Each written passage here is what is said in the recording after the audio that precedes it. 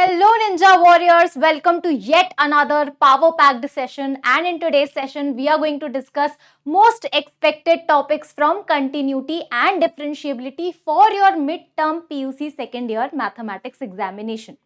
Alright, so for all of those who are new to the channel, who are new to my session, this is my brief introduction. My name is Namrata.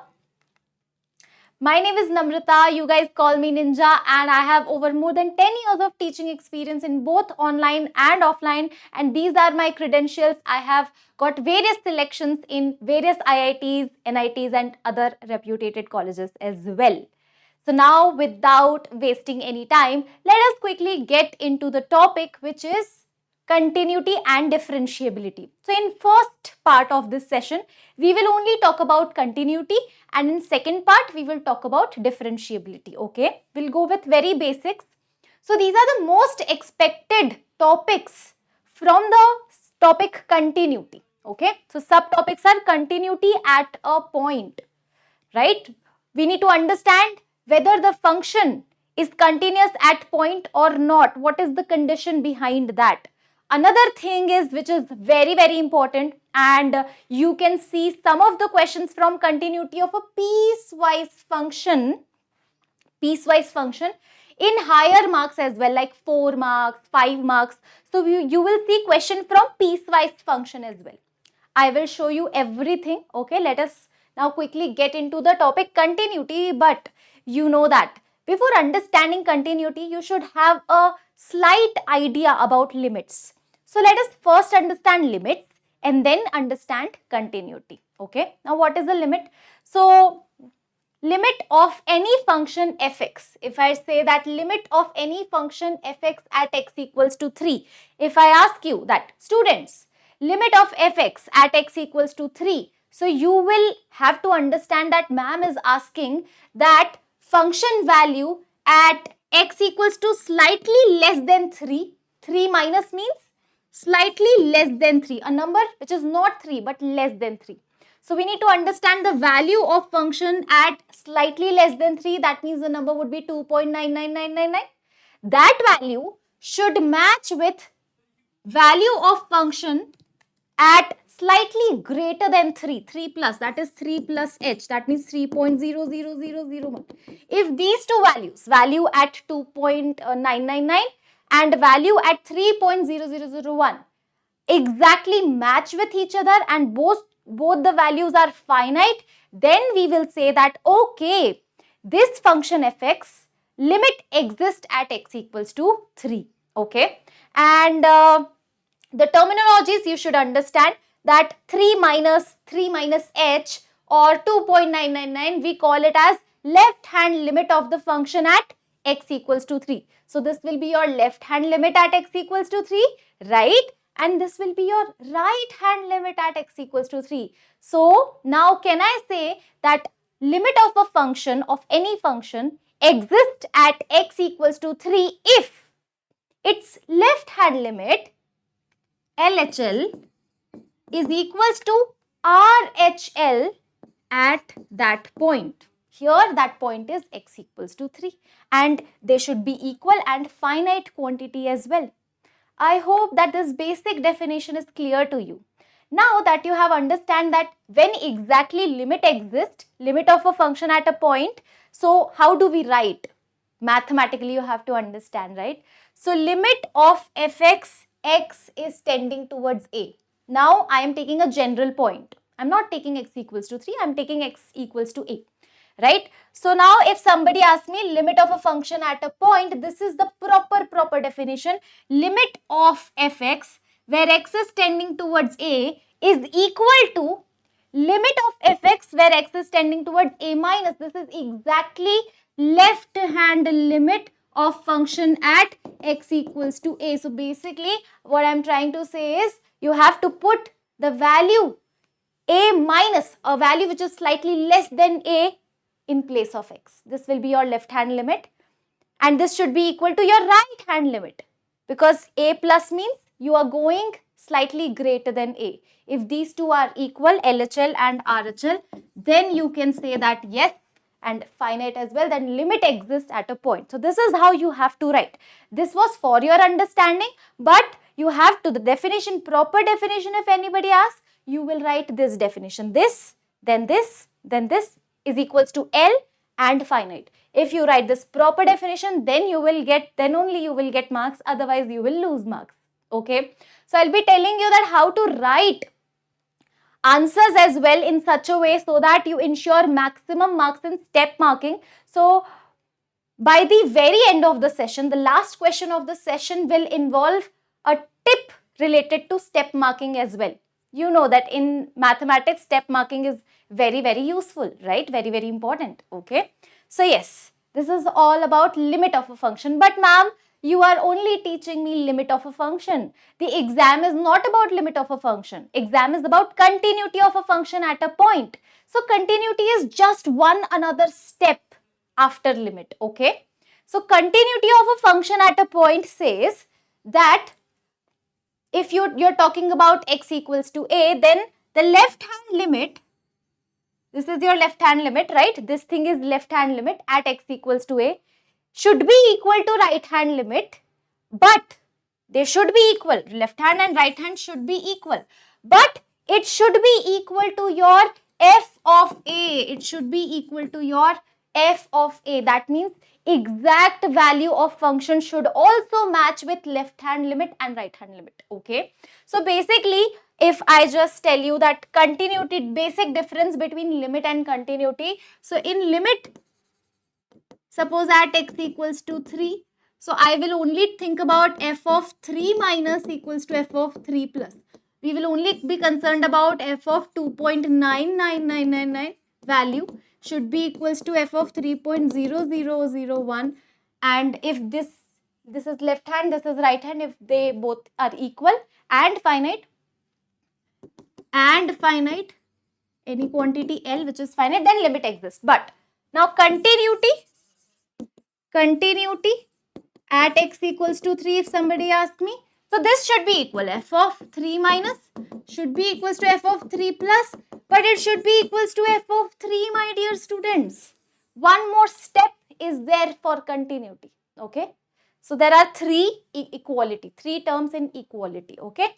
So f of 3 should be added if you're talking about continuity. And in your midterm, second year, continuity will be asked because limits is not in our syllabus. We have studied this in our previous grade. So I hope that I am successful in making you recall the concept of limit, and along with that now you are comfortable with concept of continuity. So definition of continuity you know. Now let us quickly understand those two models which I already told you. Continuity at a point, you will get such questions, and another question that you are going to get in your midterm is, hold on, this, which is piecewise function, continuity of a piecewise function. You must be wondering, ma'am, what is piecewise? Piecewise means what they will do is, they will give you fx in such a way that fx is this for x less than or equals to 2 and fx is this for x greater than 2, right? Okay. So let us first talk about the very first question. Examine the continuity of this function, very basic function, okay? So now let us examine the continuity of this function at x equals to 3. We know what is the definition. So the very first thing is you should write the definition of continuity, basic definition of continuity. Okay, so if any function is continuous at x equals to 3, then its left hand limit, that's how you write. Limit of fx where x is tending towards 3 minus. 3 minus means a quantity which is slightly less than 3. Limit of fx where x tending towards 3 plus. 3 plus means a quantity which is slightly greater than 3, 3.0001. Okay. And this should be equal to f of exact 3. Okay. Alright. So now what we will do is we will talk about left hand limit. So first let us talk about left hand limit. F LHL. Okay. So this thing, let us calculate this. Then we will calculate this. Then we will calculate this, and if these three are equal, we will say yes, the function is continuous. And if one of them is not equal, we'll say no, it is not continuous. I hope you're getting my point. LHL, let's start with this. Limit of fx, x tend to 3 minus, I told you this is equals to f of 3 minus h. You might be thinking, ma'am, you're writing 3 minus h. Where did you get this h from? So basically, h is the smallest possible quantity. So we are reducing some positive quantity from 3 minus h. Okay. So f of 3 minus h. Okay. F of x is here, right? F of x is 2x square minus 1. Now you want f of 3 minus h. How to get it?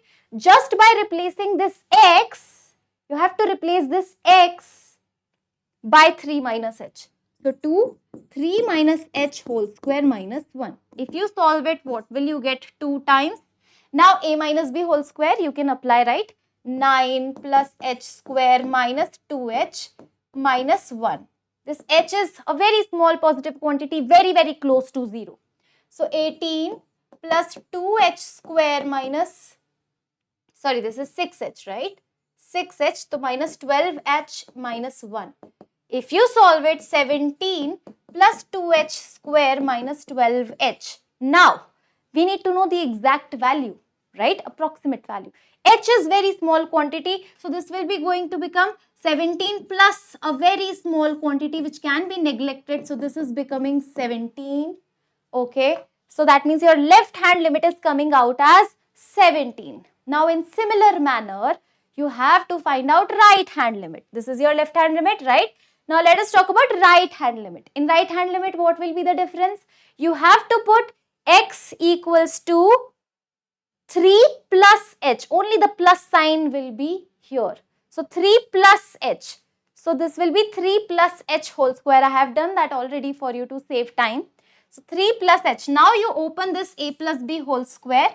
You will get this, multiply, and you will get this. The only difference is you will get a plus sign over here. Again, this is neglected. So this will become 17. So now what does that mean? Left hand limit is coming out as equal to right hand limit. That means limit to definitely exist. Now the last step will tell us about continuity, which is value of the function at x equals to 3. 3 ka square 9. 9 2s are 18 minus 1, 17. Right? F of 3 is coming out as 17. Bingo.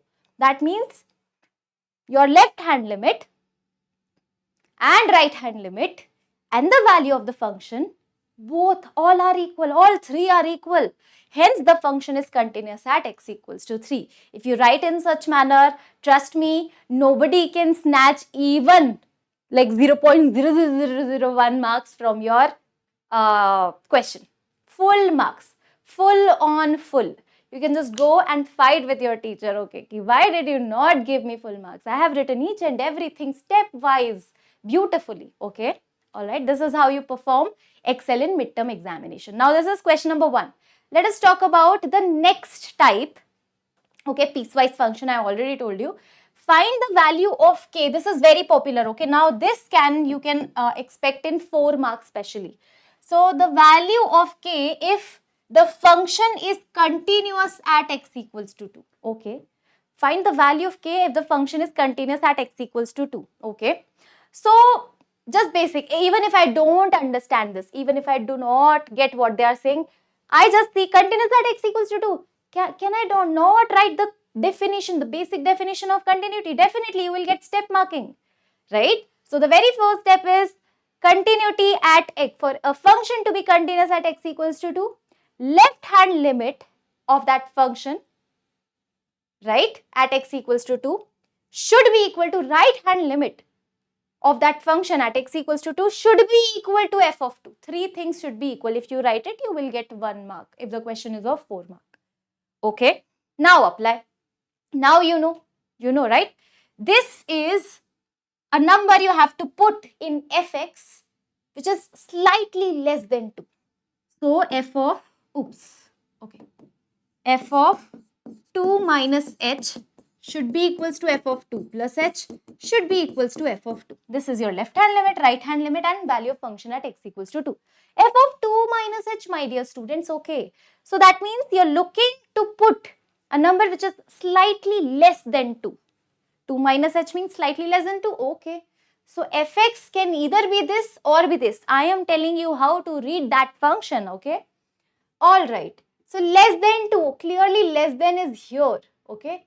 So kx square, basically for this you have to write kx square. Okay, all right. You have to read kx square. Okay, hold on. Now let us start from easy one. F of 2, calculation of f of 2, do you agree or not? This is as easy as possible. F of 2, anybody can calculate. So x equals to 2 you have to put. So x equals to 2, that means equality is in this. So kx square. So this clearly is k times x square, so 2 square. So this is 4k, absolutely clear, right? Now f of 2 plus h, this, let us target this now. 2 plus h, that means I am looking to put x, which is not 2, but slightly greater than 2. 2 plus h means what? Slightly greater than 2. Tell me. So slightly greater than 2, that means greater than 2. So x greater than 2 clearly written over here. So for x greater than 2, your f of x is simply 3. So that means you just have to write 3 over here. Any x which is above 2, your fx is straight away 3. So this is 3. So clearly you don't have to do this. You want to get value of k, from here only you are getting value of k. So clearly k is equals to 3 by 4 and you are done with the second question as well. So continuity mein you will get these type of questions. Now, I think we should do one more question in this piecewise definition. What do you think? One more question? Shall we do? All right, one more question. Okay. Cool. Now, one more question again, most expected pattern based question again. Find the value of k so that the function is this when x is not pi by 2. Fx is this when x is pi by 2. Okay, again, a piecewise function is given. Is continuous at x equals to pi by 2. Again, if you don't know anything, a function is continuous at x equals to pi by 2. They are telling you. So what are you waiting for?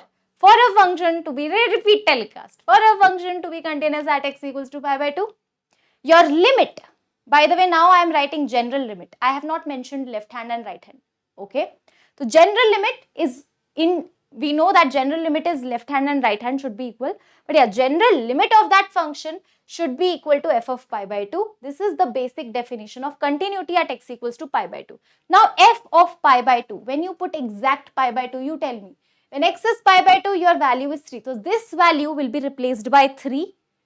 And the left hand side is where you have to calculate limit of function when x is tending to pi by 2. That means it is not pi by 2. When x is not pi by 2, tending to means not pi by 2, right? So that means your function will be this. So now fx will be replaced by k cos x upon pi minus 2x in the next step. So this fx is replaced by this quantity and f of pi by 2 is straight away 3. Now you have to solve this limit value by using the limit standard limits, or if you know anything about limits, so you have to solve this limit alone to get the final answer. Okay, so now this question is all about solving limit. Okay, chal. K cos x upon pi minus 2x. How will we solve it? Because if I put pi by 2 in here, no, what is happening? Cos pi by 2 is 0. And here also if I put x equals to pi by 2, 0 by 0 form is getting created. What I'm going to do is, I feel that this cos can be changed in such a way that I can write it in terms of sine, right? Because you know, sine 90 minus theta is cos theta. Sine pi by 2 minus x. This cos x will be replaced by sine pi by 2 minus x. Why am I doing that? Because I strongly feel that the moment I take 2 common from denominator, no, things will fall in place. I will show you. So I will do 2 things at a time. What is the first thing? I will replace this cos x by sine pi by 2 minus x. That too I can do. Anybody is having problem? Let me know. Number 2, what I am going to do is I am going to take 2 common from the denominator. So it is going to be, if you take 2 common, this will become x and this pi will become pi by 2. Can you see? This is sine pi by 2 minus x, and the moment you take 2 common out of this, 2 is out. So this is pi by 2 minus x. Now can you see that a standard thing is getting formed? Because the moment now you put pi by 2.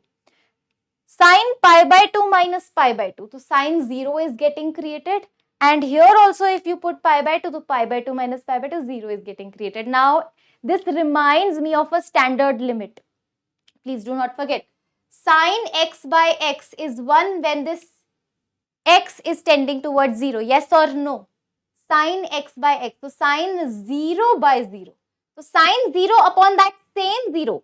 If you see sine 0 is getting created, upon that same 0 is getting created, then you would directly write it as 1. So sine pi by 2 pe 0 it is getting created, and here also pi by 2 0 is getting created. Sine 0 by 0. This will give you 1. So finally k by 2 multiply 1. K by 2 will you get k by 2. So left hand side is coming k by 2. Right hand side was anyway 3. K by 2 is equals to 3. K is equals to 6. Of course, this will give you step marking. This will be in 4-mark question. This is not a 2-marker question, 4-marker or 5-marker question. Okay, so be careful while solving these problems. I hope that you have got the gist of how to solve these type of problems, piecewise and these type of problems. Okay, so now we are done with continuity. I hope you will be solving a lot of problem on this pattern after this lecture. And now let us quickly talk about differentiability. Okay, so now differentiability mein what are the most expected topics? So there are very small little concepts in differentiability, easy peasy lemon squeezy, but small and little concepts in differentiability. One by one I will tell you the name and we will study also.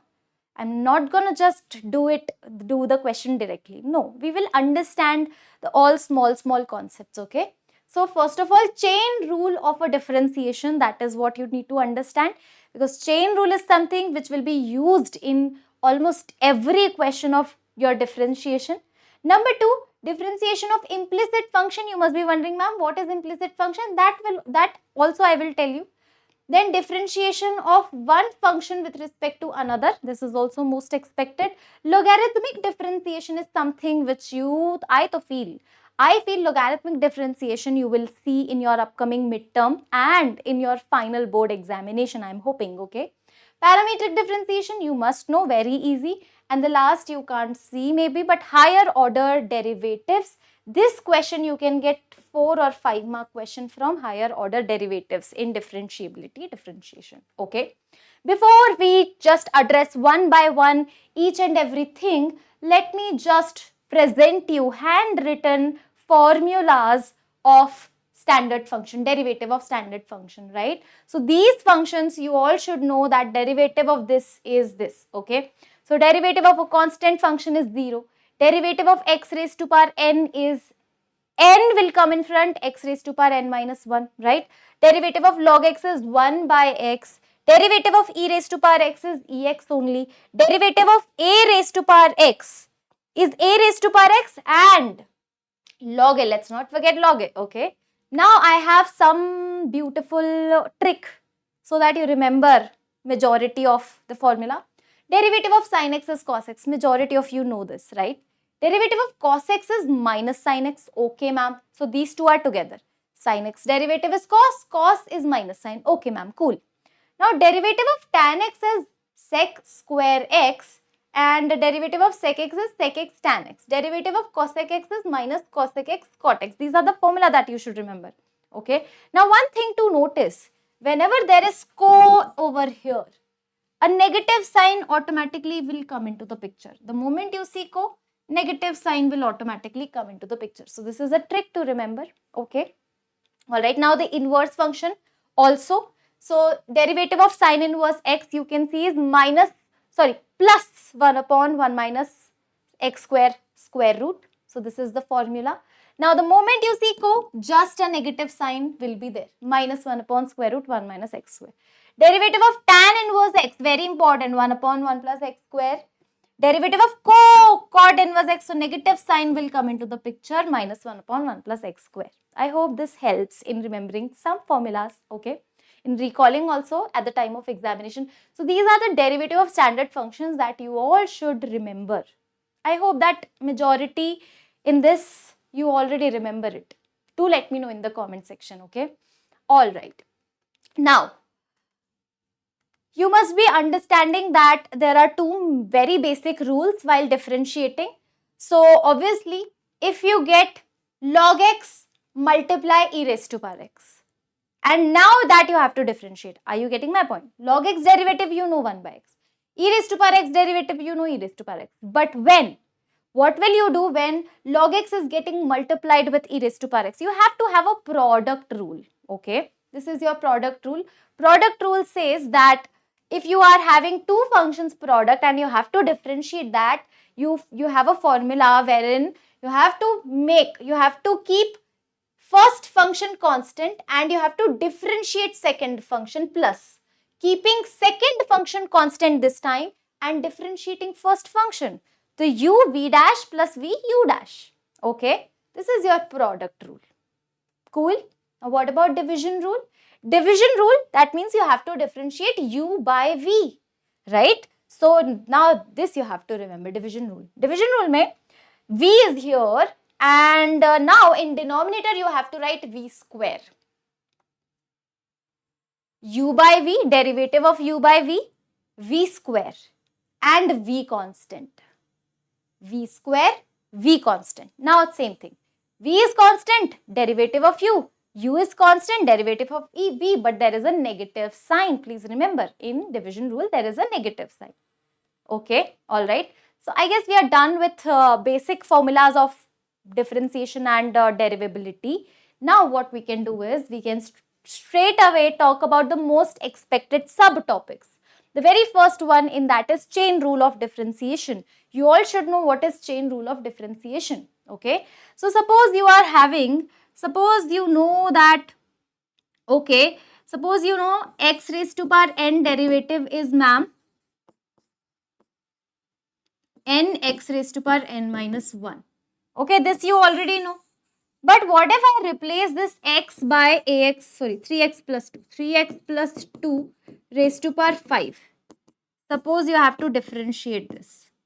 Okay, so there is a function inside other function. Basically, f of g of x. This is the pattern. You have to differentiate f of g of x. Okay. So, whenever there is one function inside other function, what you have to do is, you have to differentiate outside function keeping the inside function as it is. And now, multiplying and differentiating the inside function. Okay. So, what you have to do is differentiate outside function keeping inside as it is. And now you have to differentiate inside function. Okay. And you have to keep doing it till you get the last thing as 1, right? So over here f of g of x. So what we will do is f dash g of x. Now you have to differentiate g of x. So g dash x. Now you have to differentiate x. So derivative of x is 1. Now you have to stop. Now you don't be doing anything. Okay. So now to differentiate this, what will you do? First of all, you know the pattern is x raised to power n. Differentiate 5. 3x plus 2 as it is. Power 5 minus 1, 4. Now what will you do is 3x plus 2. Inside function, you have to differentiate 3x plus 2. Now, derivative of 3x plus 2 is what, ma'am? Derivative of 3x is 3 and 2 is 0. So, 3 plus 0. And now, finally, you have to differentiate x. So, you will get 1 and you have to just stop it. So, 15, 3x plus 2 raised to power 4. This is chain rule of differentiation. Do not worry. We will do some problems. You'll be like, okay, ma'am, we are understanding nicely. Okay. Yes, so let us take this example, tan of 2x plus 3. One function is inside other function, okay? So what we will do is dy by dx, let us find. So dy by dx is equals to, now, derivative of tan is what? Sec square. So we will just differentiate outside function and keep 2x plus 3 as it is. But now this time, what we will do is we will differentiate 2x plus 3. Okay, so this will be as it is c. So this is your function y is equals to tan 2x plus 3. You have differentiated tan which is outside, so sec square, but 2x plus 3 you have kept it as it is inside sec.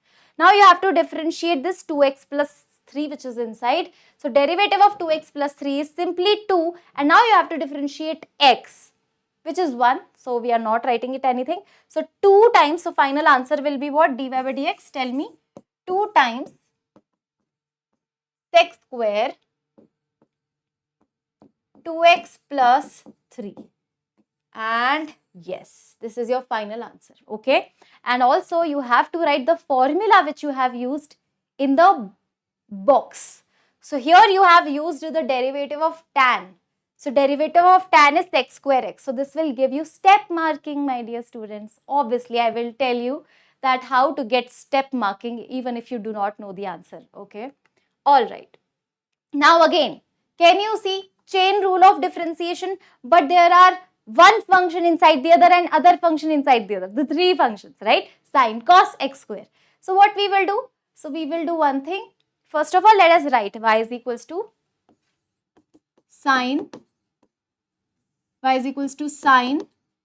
cos x square. Okay. So now let us write differentiate both sides with respect to x. Okay. So now what we need to do is differentiate both sides with respect to x. So we will start with outside function. Derivative of sine is what? Cos. Okay. So this is your thing, differentiating both sides with respect to x. Now start differentiating. Left hand side dy by dx. Right hand side, if you differentiate sine, you will get cos. This thing will you have to keep as it is. So cos x square is as it is. Now, this inside cos x square you have to differentiate. So derivative of cos x square. Now you have to focus just on this, right? Cos x square. Again, chain rule will be applicable. So you have to differentiate cos this time. X square will be kept as it is. So derivative of cos is what? Minus sine, right? So this is minus sine, x square kept as it is. And now you have to differentiate x square. Okay. So final answer will be cos x square minus sine x square and 2x. Cos x square minus sine x square and sine 2x. This is your final answer. Okay. So that's how you perform derivative of f of g of x. Basically chain rule you perform. Okay. I hope the first type is clear. I know that you have to solve a few problems to get hang of it. Okay. All right. Okay, fine. Now let's talk about the next category, which is derivative of implicit function. Ma'am, what is implicit function? So usually, if you see, if I go back also, clearly this y is given completely in terms of x, yes or no? In previous question also, y is given as tan 2x plus 3. Every time, majority of the time, you will see that y is given completely in terms of x, right? That is explicit. Explicit. Y is completely in terms of x. But can you see here x and y are mixed quantities. X and y are given as mixed, combined thing here. Okay. So this is what we call implicit function. But you might get scared, ma'am, what is implicit function? We don't know, do not get scared. The name is implicit, the name is new, but the method is very simple. The method is whenever you see mixed bag, x, y together, combined, do not worry. You just have to differentiate both sides as it is and collect only dy by dx terms. Let me tell you, this is the easiest pattern of all. Okay, x square plus xy plus y square. So what you have to do is differentiate both sides with respect to x. You have to differentiate both sides with respect to x. That is the first thing you have to do. Okay, ma'am. So x square, derivative of x square is what? Tell me. So ma'am, 2x. Okay, perfect. Now derivative of x, y. Now product of two functions comes into the picture, my dear students. X, y, right? X, y. So x, y. Now we have to apply product rule. Here x will be constant. X will be kept as it is. Derivative of y is dy by dx with respect to x. Plus this time y is kept constant and derivative of x with respect to x is 1. So derivative of xy you will get like this. And now derivative of y square is 2y dy by dx equals to, now derivative of 100, derivative of constant is 0. Now I already told you, the moment you differentiate, collect dy by dx terms. So you know that dy by dx, dy by dx term is this and this. Okay. So if I take common dy by dx from both of them, I will get x plus 2y. So x plus 2y, dy by dx, and these two terms, which is 2x plus y, will go on the right hand side. So 2x plus y with a negative sign, obviously.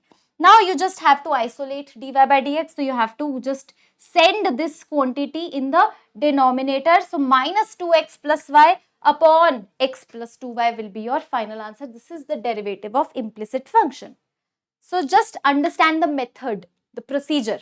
Differentiate it right away and only focus on collecting dy by dx terms together. Shift everything towards the right hand side which is not having dy by dx. Send right on the right hand side and you are done. Okay. All right. Yes. One simple question let us do on implicit function. This is your implicit function, I guess. 2x plus 3y is equals to sin x. Although you can make it as normal function, but implicit function means you can differentiate this. You will get in either 2 marks or 1 mark. Okay. So very easy. Differentiating both sides with respect to x. Now 2x. The derivative of 2x is 2. Derivative of 3y is 3 dy by dx. Derivative of sin x is cos x.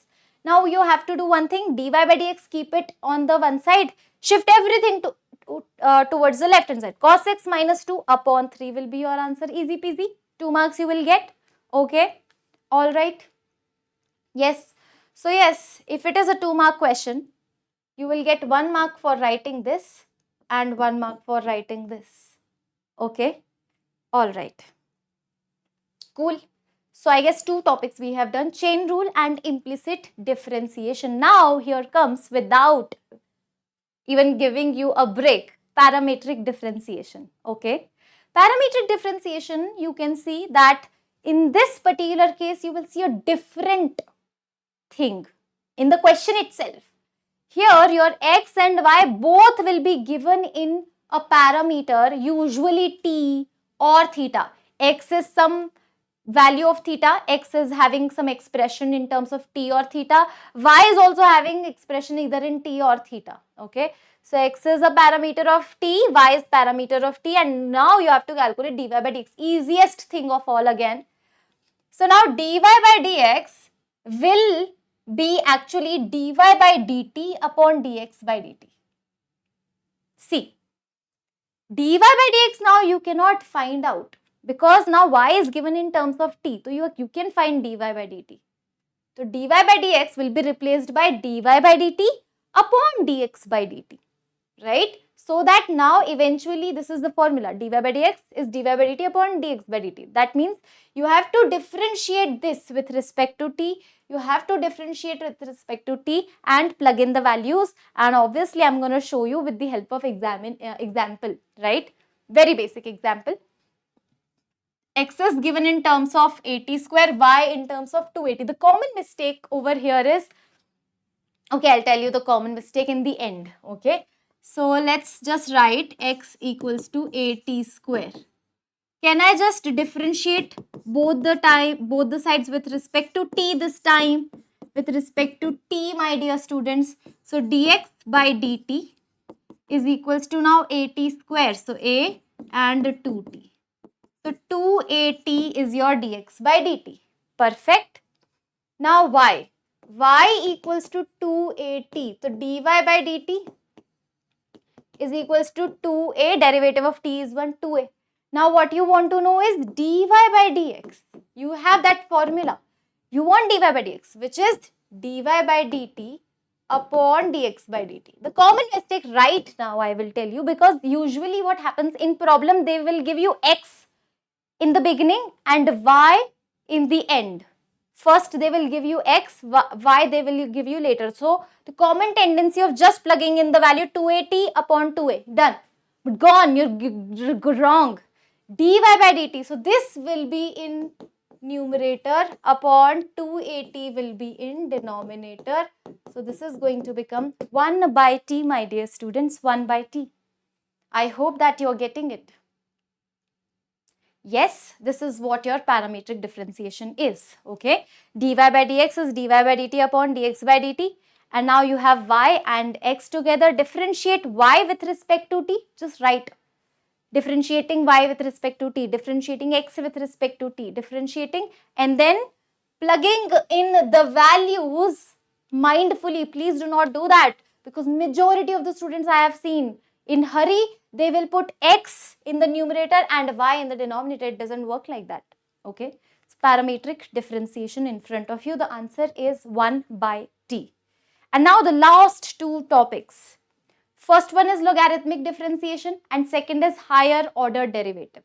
Logarithmic differentiation, so I have a very full faith that I will see in midterms and in your main board examination. Okay. So logarithmic differentiation comes into the picture when you have this type of function y is equals to fx raised to power gx. Some function raised to power some function. Okay. So there is simple trick.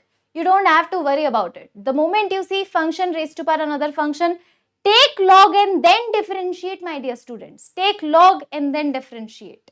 Okay. Alright. So let me just do one problem on it and I want your promise that you will do at least 4 to 5 questions on this pattern. Okay. Then only you will be able to do it in your midterm. Alright. Y is equals to x raised to power sin x. Y is equals to first function raised to power second function. Okay. So first of all, you know, take log both the sides and then differentiate. Taking log both the sides. Okay. So this will become log y is equals to log x raised to power sin x. Log y is equals to log x raised to power sin x. Now, you know the property of log, don't you?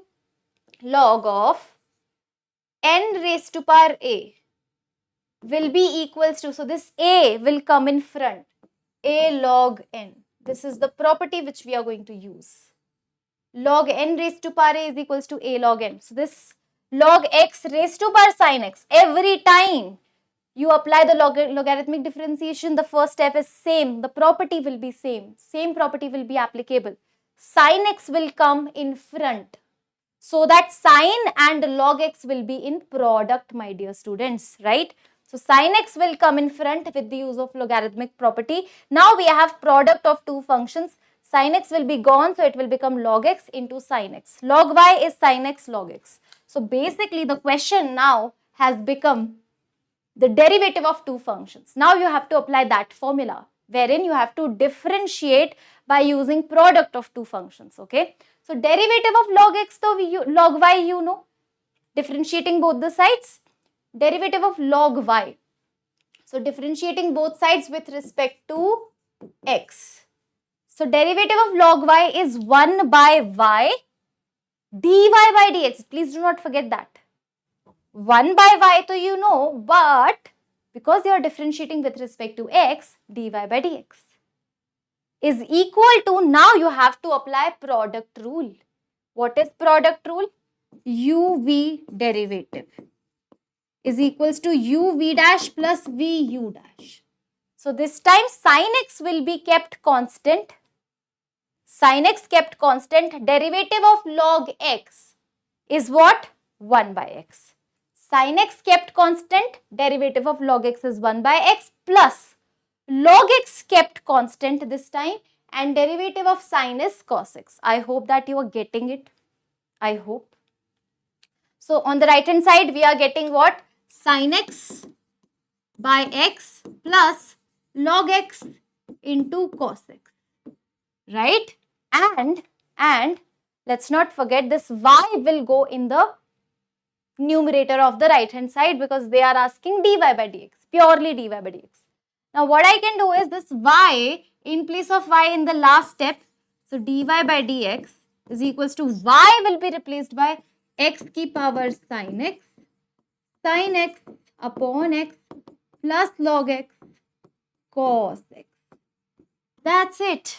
This is your final dy by dx. This will fetch you the final step inside the box will give you majority marks. Okay, so you have to write, please make sure you write neat and clean. Even if your writing is bad, trust me, neat and clean anybody can write. Okay, all right. Yes, so this is what logarithmic differentiation is. You can get small question in 2 marks, but if you get this question, minimum 3 marks you will get. Okay, and the last part, right, which is higher order derivatives. Okay, you can get a question of 5 marks from this particular topic alone. First derivative of y. Suppose you are having y, okay, y equals to f of x. Y is function of x, right? if you differentiate both sides with respect to x for the very first time, you will get dy by dx is equals to f dash x. Now, if you differentiate one more time, now higher order derivative, d2y by dx square. This is how you write and this is how you read. d2y by dx square is equals to f double dash x. By the way, there are two more ways to write this.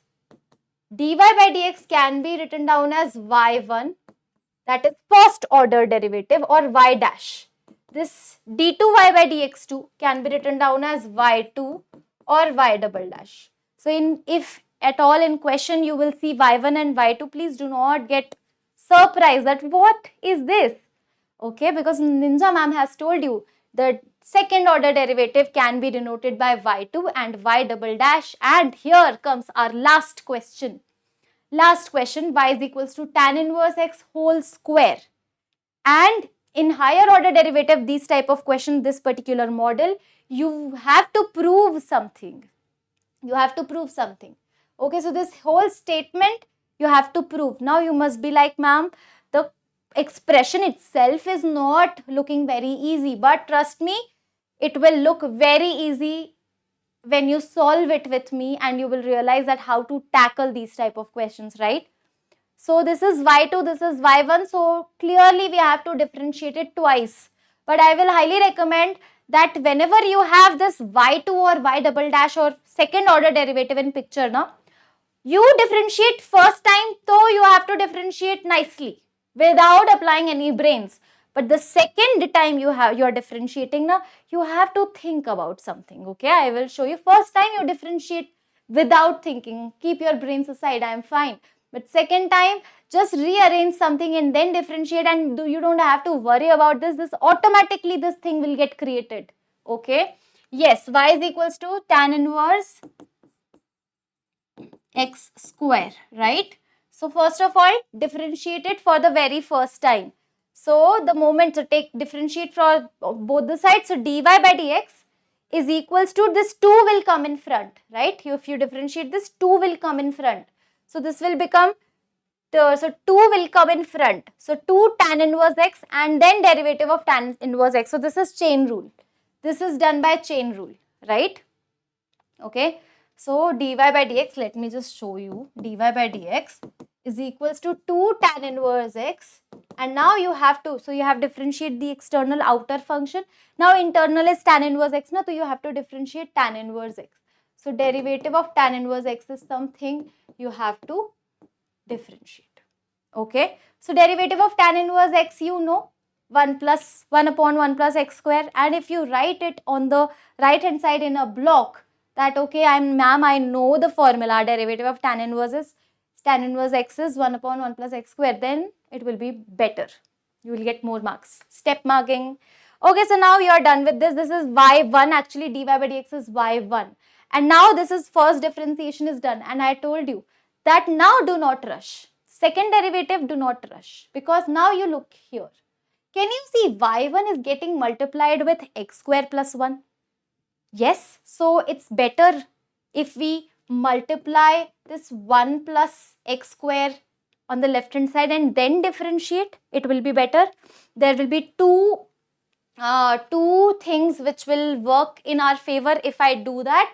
Because now if I differentiate both sides, then the right hand's differentiation will be very heavy if I differentiate it right away. But if I just take this 1 plus x square on the left hand side, then this is 2 tan inverse x, derivative will be much easier. So I will be multiplying 1 plus x square on the left hand side just like this. Okay. And now you differentiate. So just a little like manipulation here and there, arrangement, and then you differentiate. You don't have to apply like so much brains. Just one thing you have to check here. Okay. 1 plus x square y1 is equals to 2 tan inverse x. Now you have to differentiate one more time. Now see, left hand side is product of two functions, right hand side is easy peasy lemon squeezy. So left hand side we have to apply product of two functions. So differentiating both sides with respect to x, 1 plus x square will stay as it is, right? And the derivative of y1 One more time. So this is first order derivative. If you differentiate this again, you will get y2. Right? Applying product rule here. So 1 plus x square as it is. Derivative of y1 is y2. Plus this time y1 will be kept as it is and derivative of 1 plus x square is 2x. So 2x and y1, okay, is equals to, now on the right hand side, 2 tan inverse x. Derivative of tan inverse x is just right like this. 1 upon 1 plus x square. And the last step, just again, can you see? You have to keep only 2 on the right hand side. So again 1 plus x square will go over here. So 1 plus x square. One more 1 plus x square y2 plus 2x y1. So 1 plus x square, one more, it will come into the picture, y1 equals to 2. Hence, proved. Now, as promised, I hope that this whole thing is clear. As promised, I will tell you, if this question was asked in 5 marks, then what will give you step marking, okay? So, first of all, the very first differentiation will give you 2 marks. So, basically, this, the moment you differentiate, this will give you half mark. This will give you half mark, okay, along with this. So, 1 mark in here. Okay, and now the second differentiation, will give you 2 marks. So 3 marks, and the final will give you 2 marks. Okay, final will give you 2 marks. So this is how your step marking will be done. Okay, all right. So this will give you, the first derivation will be of 1 mark because the second derivation involves product formula as well. So that's why it will fetch you more marks. Okay. All right. So this is how your step marking will be done. All right. Perfect. So I guess you are like, you have enjoyed today's video. You have learned maximum from this video, and I hope you get a lot of, like, I also feel that you should get full marks in mathematics, because mathematics is one subject where you can full marks, right? So this is me, Namrata, signing off. Also, do let me know in the comment section what you want to see next in mathematics. All right.